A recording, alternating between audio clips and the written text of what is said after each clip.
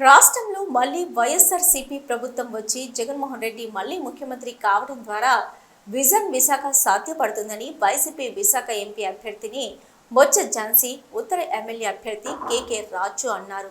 మురళీనగర్ వద్ద private function హాల్లో AP state శిష్టకరణ welfare and development corporation chairperson కంటి మహంతి అనుషా పట్నాయక్ ఆధ్వర్యంలో జరిగిన శిష్టకరణ ఆత్మీయ సమావేశంలో ముఖ్య అతిథిగా పాల్గొని ప్రసంగించారు. సంక్షేమాన్ని, అభివృద్ధిని రెండు కళ్ళుగా భావించి ముఖ్యమంత్రి జగన్మోహన్ రెడ్డి జనరంజక పాలన అందించారని అన్నారు. శిష్టకరణలను ఓబీసీ జాబితాలో చేర్చేందుకు రాష్ట్ర ప్రభుత్వం తరపున సంపూర్ణ సహకారం అందిస్తున్నానని హామీ ఇచ్చారు. బంగారు బాట వేసి మన భవిష్యత్తు ఇవ్వడానికి వచ్చిన ముఖ్యమంత్రి గారికి మీరు అందరూ అండగా ఉండాలని మరొక్కసారి మీ అందరికీ ఇంత ఆత్మీయంగా అభినందించి మా ఇద్దరికి పిలిచింది అవకాశం ఇచ్చినందుకు పేరు పేరున ప్రతి అన్నదమ్ముడికి అక్క చెల్లికి హృదయపూర్వకంగా నమస్కారాలు తెలియజేసుకుంటూ ప్రాణగుర్తుపై ఓటేసి ఇద్దరికి మరి గెలిపించమని చెప్పి సవినయంగా మనం చేసుకుంటాం. 99లో ఇదే బీజేపీ తెలుగుదేశం పార్టీ, మళ్ళీ 2014లో కూడా ఇదే బీజేపీ తెలుగుదేశం, దానికి తోడుగా జనసేన పార్టీ. అప్పుడు ఆ 9 సంవత్సరాలు హైదరాబాద్ ఉన్నాడు.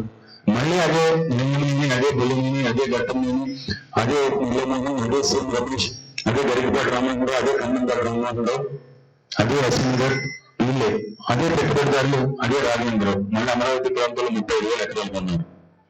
అప్పుడు హైదరాబాద్ అన్నాడు, ఇప్పుడు అమరావతి అన్నాడు. 5 సంవత్సరాలు మీరు ఒకసారి గమనించండి. ఇవన్నీ కూడా వాస్తవాలు, పరిశీలించాల్సిన అవసరం కూడా ఉంది.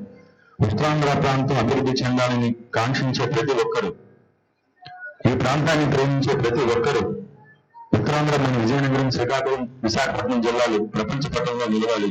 ఈ ప్రాంతంలో చదువుకున్న నిరుద్యోగ యువతులు పక్క రాష్ట్రాలకు, పక్క దేశాలకు ఉపాధి కోసం తరలి వెళ్లాల్సిన అవసరం లేకుండా ఈ ప్రాంతంలో ఉద్యోగ అవకాశాలు రావాలి, సంపద సృష్టించాలి.